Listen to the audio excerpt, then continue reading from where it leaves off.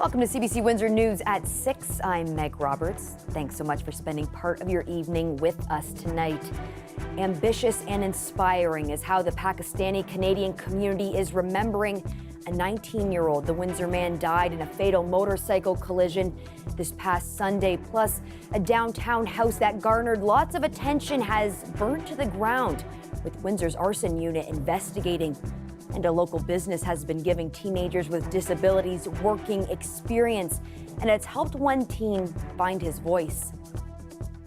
2 motorcycle crashes have claimed young lives in Windsor, Essex in the span of a week.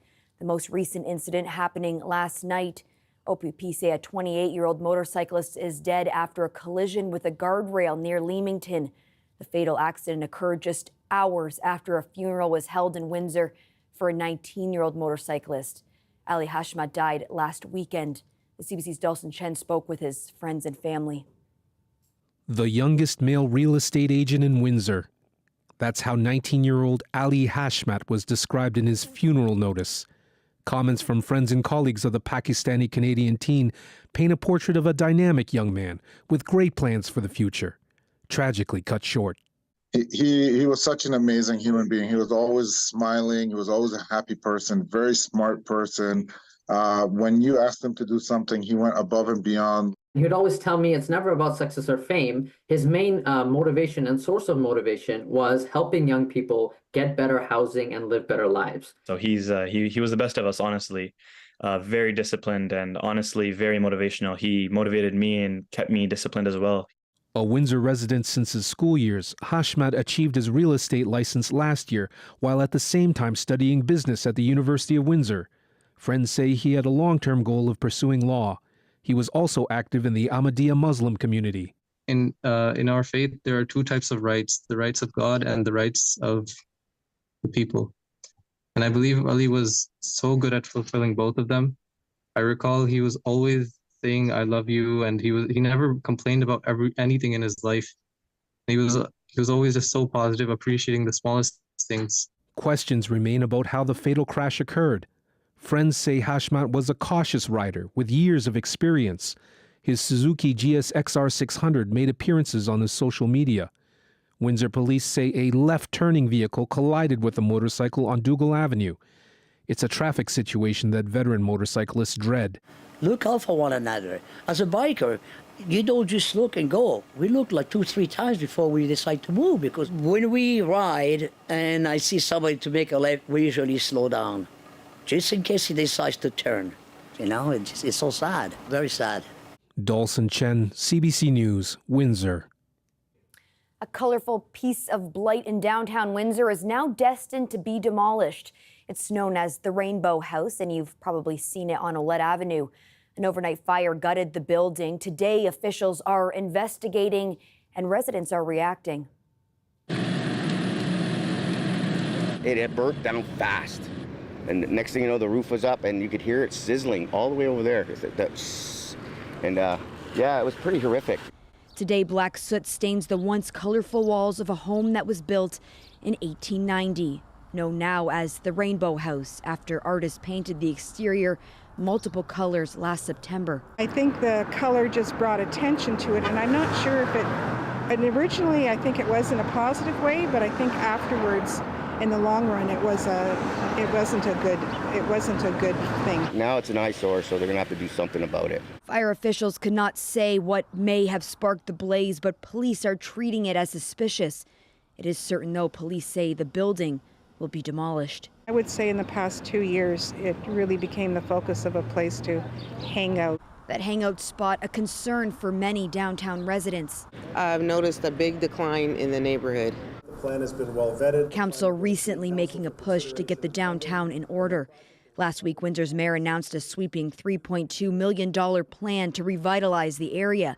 Some of those plans include adding new officers and expanding hours at the Homelessness and Housing Hub. In a separate announcement Tuesday, a new location for the hub was chosen on the city's west side. They definitely need to get the downtown mission in order and get them a decent place to be housed, because it's really not fair to them and it's not fair to the residents who live on the street. But this downtown resident knows none of these plans will come soon. They keep telling us 4 years, 5 years, so who knows how long this move's going to take. In the meantime, investigators are urging residents and business owners to check video footage for any possible evidence, while cleanup efforts on a home with 134 years of Windsor history continues. So sad. So sad. Now that a location has been picked for the city's homelessness and housing hub, the Downtown Mission says it wants to find a new spot closer to where the services will be. The CBC's Dale Molnar has the story. I think it's fine. I think it will work. That's what Mission Executive Director Rakshini Panayagulan thinks of the location of the new Homelessness and Housing Help Hub. The Mission has been planning to move to a new location for several years. Panayagulan says they have been waiting to see where the new homelessness hub will be located before deciding where they will move. That's because they want to be close to the hub, which can provide services for their clients and vice versa. So we would love to be a shelter support over at the new H4 or close to the new H4. All of the partners that I think the city is looking to get over there are service providers that would provide services to the individuals who are either at a shelter very close to the hub or living at one of those housing units at the hub. The Downtown Windsor Community Collaborative says the new location is also good for them to provide services. It's actually closer to where we are now than where it currently is. I think the location, regardless of where it lands, the impact it's having with adding the 64 beds takes it to another level than just providing emergency shelter. Those transitional steps are going to be really key for a long-term solution. Meanwhile, residents who live near the proposed site have varying views on the location. Where else are they going to go? I mean, we get homeless people walking by here every day, you know. I mean, they got to have a place to live. I understand that we need the supports, but I just think that with everything else that's in the downtown core, it would be better placed down where the supports can be reached by the people who need them the most. Panayagulan says they will be making decisions shortly on how they will go about making the move. She says a fundraising campaign will be needed to raise an estimated $1 to $3 million if they have to build a new facility. The Mission hopes to open its new facility at the same time as the Homelessness Hub, which is expected to happen in about 3 years. Dale Molnar, CBC News, Windsor. The provincial government has suspended a Sarnia plastic chemical producer's compliance approval. Members of the Aamjiwnaang First Nation have been saying benzene emissions from INEOS Styrolution are making them sick. INEOS voluntarily shut down operations on April 20th to address a mechanical issue.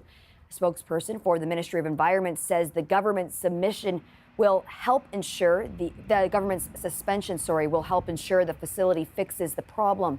The ministry says recent readings at the site continue to be above acceptable levels. That's despite several previous provincial orders requiring the company to reduce benzene emissions. Last month, members of the First Nation became ill with headaches, nausea, and dizziness, symptoms of high benzene exposure. Benzene is linked to a wide range of acute and long-term health effects, including cancer and blood issues. INEOS said this week no one at its site has reported feeling unwell. INEOS will be required to submit a startup plan to the government for review before they can resume normal operations. There's new accusations this week around the City of Windsor's workplace culture. The city is defending itself in court against a lawsuit filed by its former engineer. The city saying he wasn't up for the job, but as CBC's Chris Ensing explains, that fired senior staffer says his performance reviews were excellent. This case centers on Chris Nepsey, hired by the city 3 years ago, overseeing massive projects as Commissioner of Infrastructure Services. He dealt with roads and sewers, managing a portfolio worth hundreds of millions of taxpayer dollars. Mayor Drew Dilkens fired him in November. The city saying in court documents filed this week that Nepsey ignored councillors, didn't have the skills for the job, and demonstrated a general lack of engineering ability while complaining about workload. But Nepsey says those allegations are fabricated in court documents filed yesterday, saying he has consistent positive feedback and excellent performance reviews from his time at the city. Nepsey's lawsuit alleges he had to deal with an inappropriate, unique Windsor culture, a culture centered on keeping the mayor and his friends happy. That advice passed on in monthly meetings with his boss, Chief Administrative Officer Honorio Colucci. That person told him to focus on appeasing the mayor and the mayor's supporters, since that was the Windsor way. Not so, says the city. Those monthly meetings were to provide corrective action because Nepsi failed to meet expectations, which ultimately led to a frustrated staff and city council. In its statement of defense, the city highlights a key development area needed to build housing. It says last September, Nepsi stated it would take $38 million in years of work to get proper infrastructure in place, which the city says was devastating, shocking, and completely unexpected news. The next week, Mayor Drew Dilkins asked senior members of the provincial government for money to fix the problem. Days later, according to the statement of defense, Nepsi reversed course, saying that the development could proceed without any additional funds or solutions. This showed Nepsi didn't appreciate how his mistakes embarrassed them in front of the province, according to the city. 2 months later, he was fired. But Nepsi says the truth is that he led a team responsible for saving the project. According to court documents, they state Nepsi's initial assessment was based off a model used and approved by the city before he was hired, and that after combing the model line by line, they found flaws. Once fixed, the model showed the development could move forward. The city is asking the court to dismiss the action against them and order Nepsi to pay for costs. Nepsi is seeking $1.5 million for his wrongful dismissal. Chris Ensing, CBC News, Windsor. The city is planning to reopen a downtown intersection tonight after a sinkhole shut it down. University Avenue West and Church Street has been closed since Monday. That's when a large hole formed in the middle of the road. The city now says a pipe collapse leading to a catch basin caused the sinkhole. No injuries were reported.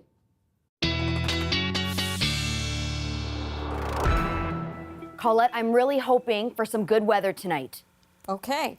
The CBC team here, perfect. The CBC team here has signed up for a volleyball league, and it's our first game tonight. And I don't want to say this too loud because they're all sitting behind me, but I'm a little nervous about our skill set. Oh dear, not you, of course.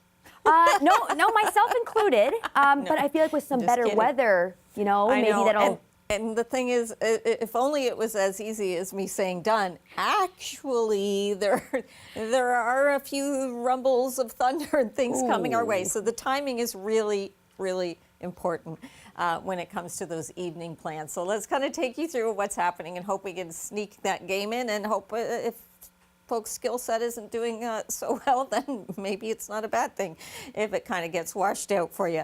All right, I'm just kidding. Let's get this going here. So a thunderstorm risk, about the next 36 hours. So this evening and overnight, tomorrow into tomorrow evening before that wraps up. Doesn't mean, though, it'll be the end of showers. We do have, I'll show you the probabilities of showers into the weekend.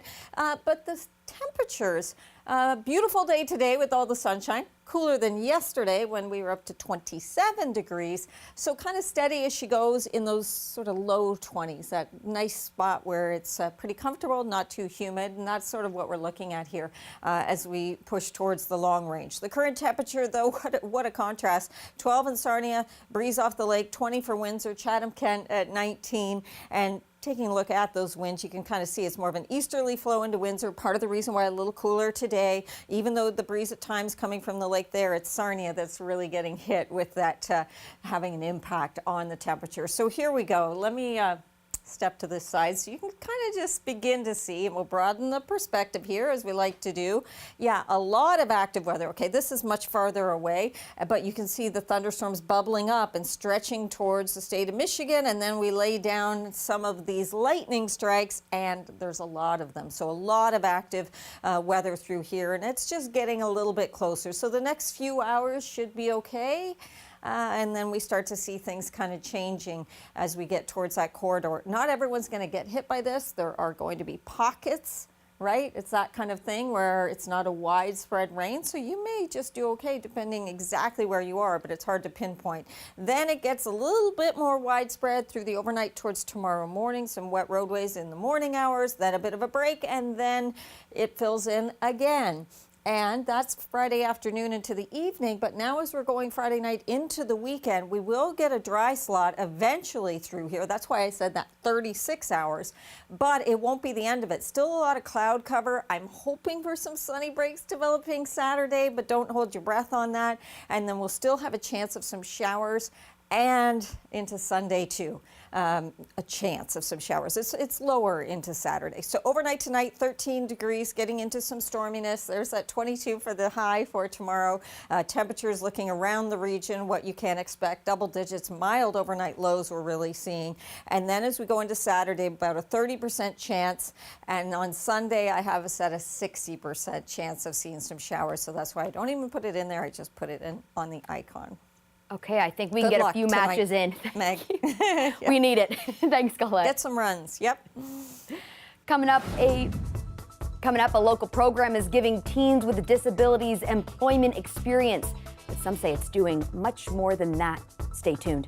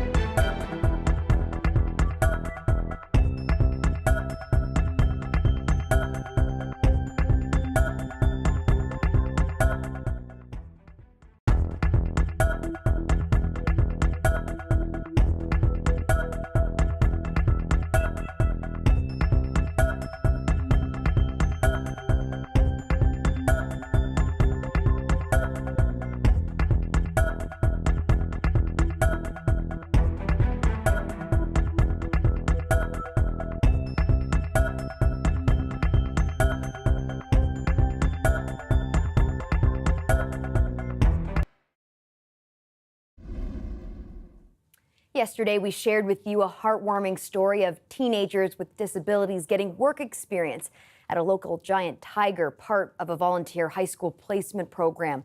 But for some, it's led to a bigger transformation in their life. Tonight, we want to introduce you to a 17-year-old who who has ADHD and a learning disability. As he told Windsor Morning host Amy Dodge, this job placement helped him find his voice. Well, he started out shy, very shy, almost so introverted he wouldn't function. And then all of a sudden, the last few months of grade 8, he talked. And he's like, I finally had something to say. And I knew people would listen. And he made the teachers cry as well. You did. I just like being quiet because it's easier for me to think. You like being in the background? Yes. Yeah, why? It's easier for me to think and get work done. Is there anything you want to say to people who are going to listen or see this? Try to overcome your struggles and you'll feel better. That's amazing. Thank you. The thing that really drove home what Taryn was doing here was their Christmas party she has. And it was awesome. Drew wanted to go, which I never would have expected that. He said, I want to go. Okay, so party was great. He had a great time. He came out and he stopped, turned around, looked at me, and said, goodbye, everybody. I about fell out of my truck. I could not believe it. That prompted me to come back in within the next week and thank Taryn. I broke down in a ball of tears. I'm about to do it right now. And I just thanked her for everything she did. I told her, please don't ever stop this program. Can you tell me about this Christmas party? What was so fun about it? Yeah, my first party. What was there? Food, drinks, friends. And you didn't want to leave? I wanted to stay because it was fun. It's just about unlocking that ability. So if you can't be front facing, if you can't be in front of a customer, maybe there's something else you can do. And that's what we did with Drew, right? At first, Drew came and he felt he couldn't be out here. So what could he do, right? Could he fold towels? Yes, he could. Could he break down boxes? Yes, he could. Could he sort things? Yes, he could. So it was finding what Drew could shine at. More details on that police chase on the Highway 401 that ended with multiple fatalities. That's coming up.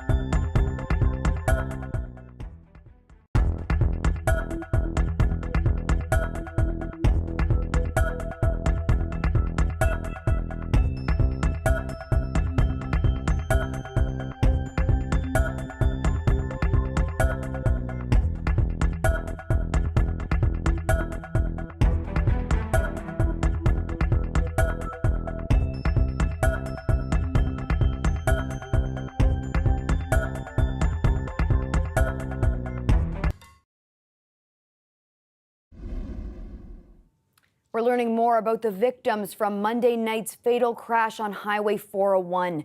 What began as a robbery attempt in Bowmanville turned into a high-speed police chase in the wrong direction, killing 4 people, including 2 grandparents and their infant grandson. Dale Manukduk reports. The Special Investigations Unit is still looking into the circumstances that led to Monday's fatal crash, but have released more details about the lives lost. The SIU says 2 grandparents and a 3-month-old grandchild died and that the grandparents were visiting from India. The parents of the baby were also in the car at the time of the crash. They were both taken to hospital with the mother suffering serious injuries. 2 men were in the cargo van that led police on the dangerous wrong-way highway chase. The 21-year-old driver died at the scene. There was also a 38-year-old man in the car who was badly hurt. The SIU has not released information about the protocols followed or not followed by Durham police during the pursuit. He was being chased by 1, now 3 more cop cars are coming. Yeah, there was actually 11 Durham Regional Police in the eastbound, in the wrong direction, every single one of them. Mila Burkett wants answers and accountability. She was driving along the 401 when it all went down and was nearly struck. Oh my God, I almost got hit. And just suddenly this van appeared in front of me, like it was actually the lane to my right, and started coming into my lane. Her dash cam capturing the wild pursuit. In it, you can see several Durham police vehicles giving chase in the wrong direction, and several OPP officers driving in the right direction on the other side of the median. A lot of people, when they're in near, death experiences, they say that, they see their lives flashing in front of them before. I didn't have time for that. There was no time. There was just and move. Burkett was shocked to find out that all of those police vehicles were chasing a man for an alleged robbery attempt at this LCBO in Bowmanville. She questions why Durham police didn't use their helicopter. It's unclear if the chopper was deployed. Police can't comment while they're being investigated. Durham police did tell CBC Toronto this in March. Our unit can be up in the air within 2 minutes and heading to that call. Police have said the crash happened roughly 20 minutes after the LCBO robbery. Last year, Durham police released this video of another highway pursuit following an LCBO robbery in Clarington. In that situation, police vehicles stopped pursuit once air support was brought in. Meanwhile, the SIU says 2 subject officials and 4 witness officials have been designated as part of the investigation. It seems, based on what we know so far, that this was a totally mindless pursuit. Howard Morton used to head the province's police watchdog. In any SIU investigation, the SIU director decides who are the subject officers that may be guilty of a criminal offense. The subject officers will be asked to be interviewed and asked for their notes. The subject officers do not need to agree to an interview. Morton says the SIU will be looking at several driving offenses and perhaps criminal negligence causing death. Dale Manukduk, CBC News, Toronto. A volcano eruption in the northeastern part of Indonesia has damaged houses and buildings in a nearby village. One resident says there were rocks and ash spewing out of the mountain for 3 hours earlier this week. Some local schools remained closed today. Authorities have been evacuating thousands of local residents from the area since the eruption began on Tuesday. The local state of emergency remains in effect until May 14th. A street in a small town in Japan has become a go-to spot for photos of Mount Fuji, but that's about to change. In the distance, the mountain a few feet away, construction of a future barrier to block the view. The problem is too many tourists, some even wandering dangerously into traffic. With Japan's currency down, tourism is up, and many visitors consider this framing of Fuji behind a variety store as quintessential Japanese. Pretty soon, though, that view will also be Japanese history. Well, that's it for CBC Windsor News. Don't forget, for news anytime, you can go to our website at cbc.ca/Windsor. You can also download the CBC News app for stories that matter most to you. And don't forget to watch The National tonight at 9 on CBC News Network, 10 p.m. on the CBC News app, CBC TV, and streaming. Thanks so much for tuning in. Looking forward to seeing you back here tomorrow night.